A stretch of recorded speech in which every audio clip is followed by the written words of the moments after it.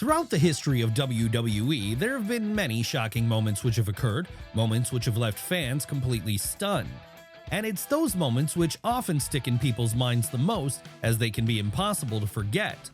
But what are some of the most memorable of these? Well, that's exactly what we're going to be looking at right now, starting with the time Eric Bischoff joined WWE in 2002.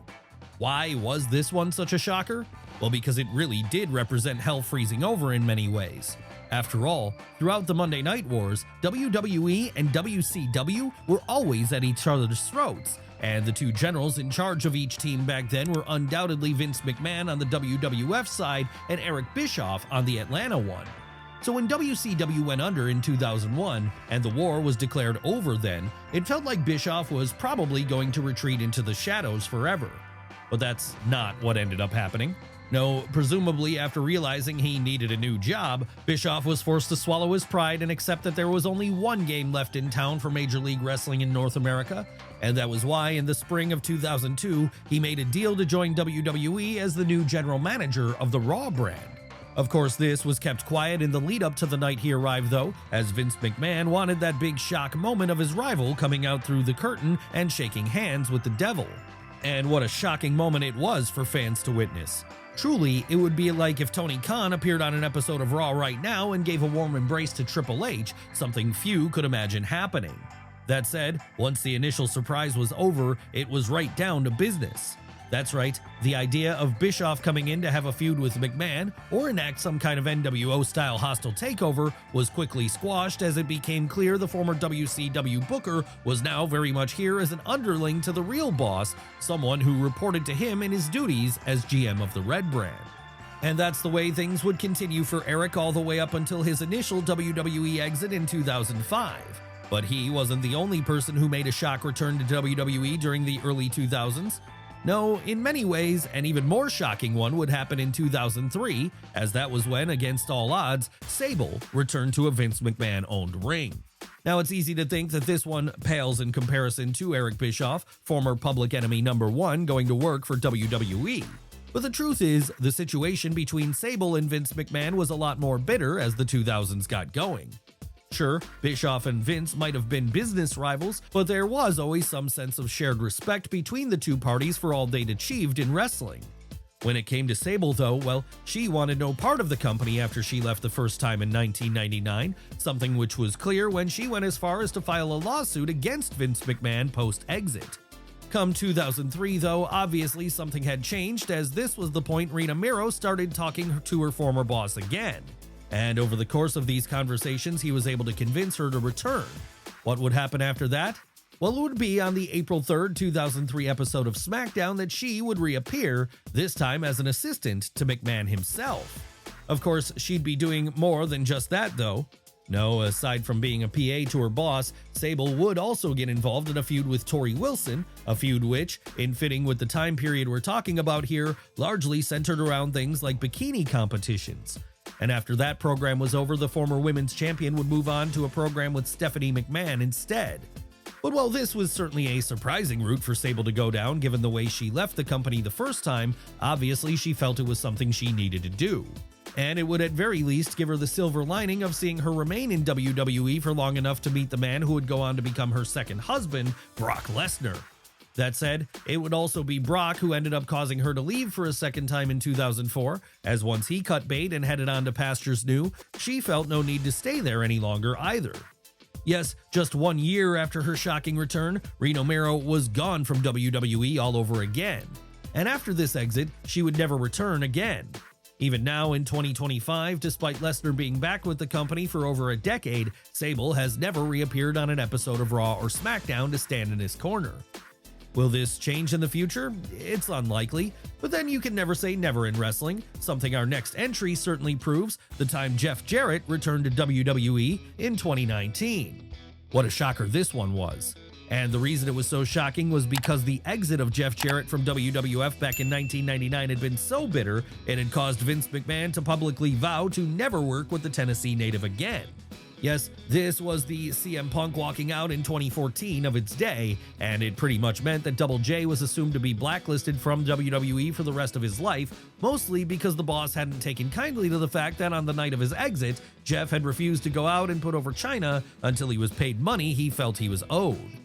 Ever wonder why Jarrett went as far as to form his own company in 2002 named TNA? Well, a large part of the reason was because he knew that with WCW having by that point gone out of business, he was going to have nowhere else to work if he didn't make a job for himself. And as time went on, Jeff's relationship with Impact would begin to sour, with this all leading up to him eventually leaving that promotion too in 2014. What would he do following this? Well, he certainly wasn't planning on a WWE return. No, even that far on, the word was Vince McMahon still harbored a lot of resentment for the way Jarrett had left back in 1999. But there would be a surprising breakthrough in the relationship in 2018, as this was when Double J took advantage of the company's policy to provide rehab for any wrestlers who had worked for them in the past. So when the former NWA World Champion took them up on this offer, it opened the doors between both parties. And that soon led to the ice thawing, to the point that in February of that year, he'd even be inducted into the WWE Hall of Fame. Where would things go after this? Well, by 2019, Jarrett would actually be working for his old home again, now as a backstage producer.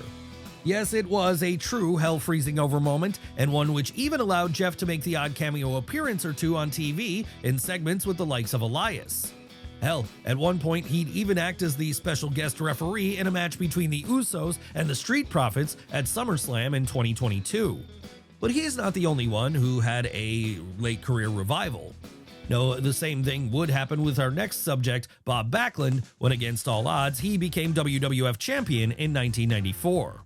Now, the idea that Bob Backland could ever be WWF champion is not in itself a shocking one. After all, this was the man who once held the WWF title for 2,135 days between February of 1978 and December of 1983.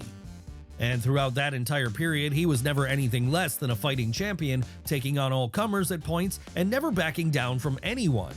That said, by 1994, WWF was a very different place, and the time of someone like Bob being on top seemed like it was well and truly over.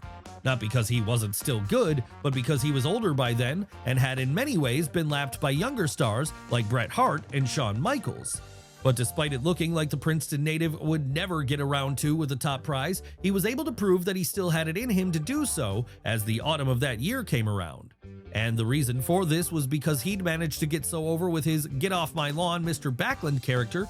So over in fact was he that when Vince McMahon needed someone to take the WWF title off the Hitman at that year's Survivor Series, rather than go with someone like a Razor Ramon or a Bam Bam Bigelow, the boss chose to go with Bob instead. Sure, it would only be a short transitional reign, as just 3 days later he dropped the belt to Diesel at a live event at Madison Square Garden. But even if this was the case, it was still a true shocker to see someone like Bob Backland become a world champion in 1994, long after his supposed prime was over. But what about the era which came after that, the Attitude Era? Well, as you can imagine, this had plenty of shocking moments associated with it too, one of the biggest of which would be our next entry, the time Stephanie McMahon turned on her father in late 1999 and in the process joined forces with Triple H. Okay, let's rewind for a moment, because in the months leading up to this scene, Triple H had found himself involved in a bitter rivalry with Vince McMahon. So bitter did it get, in fact, that at one point, the game would drug Vince's daughter prior to her own wedding and then marry her himself against her will. Obviously then, this created a lot of scandal storyline-wise, and that scandal eventually led to Vince and his son-in-law going one-on-one at Armageddon on December 12th of that year. And this was where a truly shocking twist would occur in this story. What was this twist? Well, it was at the end of their street fight that the game got a helping hand from none other than Stephanie McMahon herself. Why was this? Well, because the truth was the pair had been colluding together all along, with this all being a plan for Steph to get even with her father for all the evil things he'd done in the past. Needless to say then, fans watching at the time were completely taken aback by this, as they really hadn't seen it coming. And that was also the case for Vince McMahon himself. Hell, so shocked would Vince be, the next night on Raw he'd leave the show and disappear for a few months thereafter, effectively leaving this new McMahon-Helmsley regime to run things in their own way. And that made life a living hell for just about every babyface on the roster going forward, with the worst of the new heel management team's ire being saved for The Rock and Mick Foley. And none of it would have ended up like this if it weren't for that fateful night at Armageddon where the pair first revealed their plan to the world, their plan to take over WWE and rebuild it in their own image. But that's not the only shock in WWE history involving the McMahon family, as years later in 2016 we'd have another huge moment when Shane McMahon returned to the company. Now, if this would have happened during the late 2000s, it wouldn't have been a big deal. After all, back then Shane O'Mac was still very much in the WWE ecosystem. Hell, he was for a long time assumed to be the heir apparent to the entire company.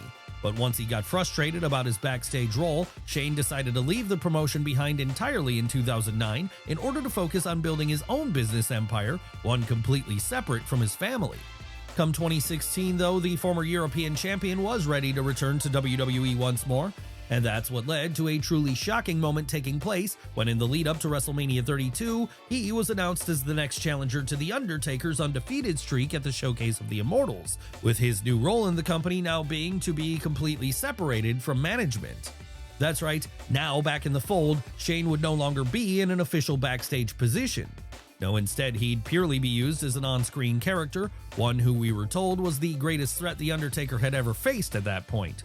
Obviously then, this was a wild statement to make, and it didn't take too long for the dead man to dispatch of Shane O'Mac inside of Hell in a Cell at WrestleMania 32. But this wouldn't be the end of the prodigal son's second run in WWE. No, even after the match was over, he'd continue to stick around for a while. What role would he play from this point on? Well, he still wouldn't be in an official management position behind the scenes. Shane would play the role of on-screen commissioner to SmackDown during the second brand split, with Daniel Bryan serving as his general manager. And this allowed him to continue on in his rivalry with his sister, as at the same time, she was acting as the commissioner over on Raw. Sure, we never did find out what was in that lockbox, and we never got a proper explanation as why Shane was given the spot of commissioner in the first place, but none of that can take away from the impact of how genuinely surprising it was to see him back on TV again for the first time in almost a decade.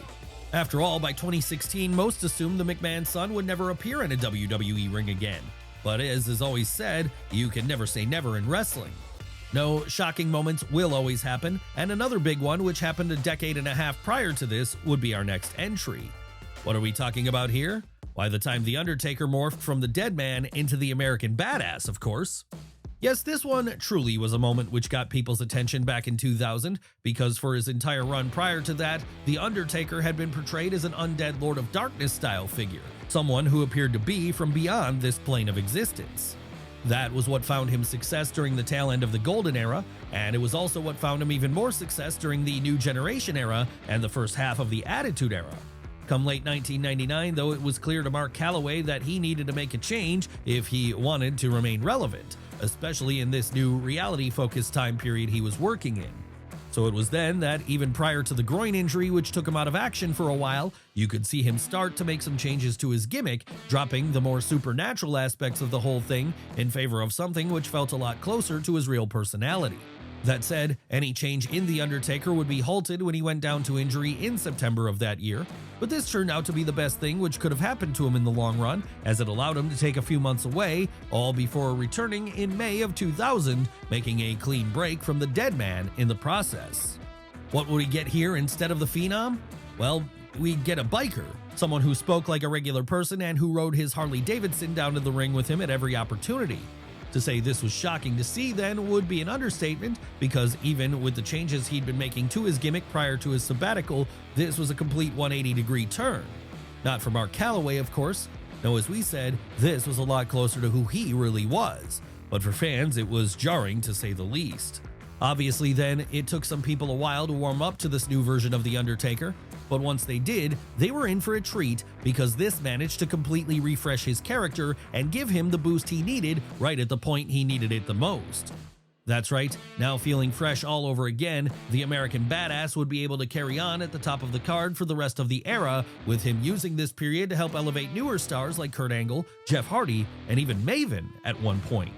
Sure, he would eventually revert back to being the dead man at WrestleMania 20 after fan demand got too high, but his run as the American Badass still remains an important part of The Undertaker's lore to this day. But let's move away from him for now and onto something closer to the modern day. Another shocking moment which came about when a superstar lower down on the pecking order made their own return in 2020, Mr. I've Got Kids himself, Heath Slater. Yes, it might not be as dramatic of an entry as something like The Undertaker morphing into the American Badass, but it's still a shocking one nevertheless. And the reason it's so shocking is because when it happened, Heath Slater had already been fired by WWE. That's right, let us go back in time a little bit in order to explain. Now, we all remember 3MB, the trio of comedy jobbers made up of Heath Slater, Jinder Mahal, and Drew McIntyre. And if you remember them, then we've no doubt that you also remember the fact that by the time 2020 came around, the group had long since split and all three had gone on very different paths. For Jinder, of course, this meant a surprise run with the WWE title back in 2017, and for Drew, it meant an exit from WWE and a journey over to TNA for a few years, all before returning to WWE and climbing the mountain to become world champion himself. As for Heath Slater, well, he'd not find as much success. No, that one tag team title win with Rhino aside, he'd pretty much always been treated like a comedy jobber. And that was why, when WWE were doing a wave of releases at the start of the global shutdown, he'd be one of the unfortunate ones pegged for getting cut. Obviously then, this meant most fans expected he'd have to go elsewhere to find work for the foreseeable future. But as it happened, the next time we saw him would be in a WWE ring, and this would happen less than 3 months later. How could this be the case? Well, whenever a WWE wrestler is cut from their contract, they have a 90-day non-compete clause, meaning that during this period, they'll continue being paid by the company in exchange for not going anywhere else yet. And it was during this 90-day non-compete period that Vince McMahon decided he wanted to bring Slater back in for a brief run. Hell, it did make sense in some way that Heath would return here, as the person he was showing up to challenge was his former 3MB teammate Drew McIntyre, someone who was by then in possession of the WWE title. And with the West Virginian at that point being the only member of the stable who had never held the top prize, it was easy to see why he'd want one more shot at trying to win it. Still, the fact this happened when he was already released made it a surprising time to do it, and that's why fans were so shocked when it did. Would Slater win this match? No. By the time it was all said and done, it would be the Scotsman who was standing tall. And only 8 days after that, Heath Slater's non-compete would expire and he'd be free to head over to TNA, the place he'd spend the following few years. One person who never needed to head over to the Impact Zone, however, would be our next subject, and that's because when their character of Tugboat stopped working in WWF, they just morphed into a whole new one of Typhoon instead. Now, Fred Otman has played a lot of different characters over the course of his career in wrestling, with perhaps the most infamous example being the time he portrayed the Shockmaster in WCW. But when it comes to his time in WWF back during the late 80s and early 90s, his first introduction to fans would be under the guise of Tugboat. Who was Tugboat? Well, he was someone who, at least to some extent, appeared to think he was a human version of a boat, complete with a tooting horn. And this colorful gimmick made him an instant babyface, one who made a quick bond with Hulk Hogan. That's right, after aligning himself with the Hulkster during his feud with Earthquake, Tugboat could often be seen at his side, and this only served to get him even more over with the audience. What none of these fans could have expected, though, was that such an allegiance was going to be short-lived, because it would be in the summer of 1991 that Otman turned on his friend and chose to move over to the side of Earthquake instead. But while this was a shocking moment at the time, what was even more shocking was what came next, the complete elimination of Tugboat as a character. Yes, after disappearing for a few weeks, Fred Otman would come back to WWF TV under the new guise of Typhoon. Why Typhoon? Well, with his partner going forward being Earthquake, this allowed them to take on the gimmick of the natural disasters and in the process eventually become tag team champions. Of course, like with the American Badass, it would take fans a while to get used to this new version of the now heel giant. After all, they were used to seeing him as the lovable Tugboat prior to that. So for him to be replaced with Typhoon, something entirely different and not anywhere near as lovable, well, that was an adjustment process. Once fans did get used to it though, they'd eventually come to love Typhoon too in his own way, with this being why the team eventually turned babyface in 1992. But they weren't the biggest example of a heel act being so lovable that it eventually turned babyface in WWE history. No, an arguably even bigger example of this could be found in Kurt Angle. And it's Kurt Angle we want to talk about next as it happens. More specifically, the time he revealed to the world in 2017 that his secret son was Jason Jordan. What was the story behind this one? Well, in 2017, Kurt started receiving a bunch of mysterious text messages during various segments on Raw. And while he tried to hide what they were about at first, eventually he felt the need to come clean with the audience and explain that they were related to the existence of a secret son he'd had years prior, one who was by then actually a WWE superstar. Obviously then, this led to a lot of speculation as to who this was going to be revealed to be, with the most likely candidate for many being American Alpha member Chad Gable. After all, Gable had a character very similar to Kurt's, so it made all the sense in the world to assume this was the direction things were headed in. But to the shock of most people, it would not be Chad Gable who was revealed as Angle's secret son. No, on the June 17th episode of Raw that year, the Olympic hero came down to the ring to announce that it was actually Chad's tag team partner, Jason Jordan. How would things progress now that it had been revealed that Jason Jordan was the newest member of the Angle family? Quite well, as fans were now excited to see what Jordan was going to do as he began his singles career.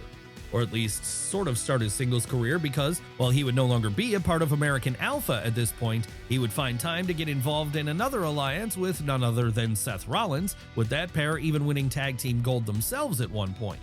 Sadly though, before this story could reach its end point of the two splitting and having a one-on-one match at WrestleMania, a match which would have presumably featured Kurt Angle standing in the corner of his kayfabe son, a pretty serious neck injury picked up by the Illinois native in January of 2018 would see him be forced to retire with immediate effect.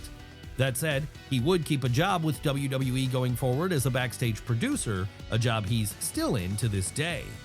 As for his relationship with Kurt Angle, well, we can only assume that they still see each other at family get-togethers, and we can only hope they get a chance to do father-son activities like going fishing or playing catch-2 whenever they have time. As far as fans are concerned though, this will all be happening off camera. As for the on-camera stuff, the big moment will always be that shocking reveal, a moment so shocking it simply had to be talked about today, just like every other topic we've looked at.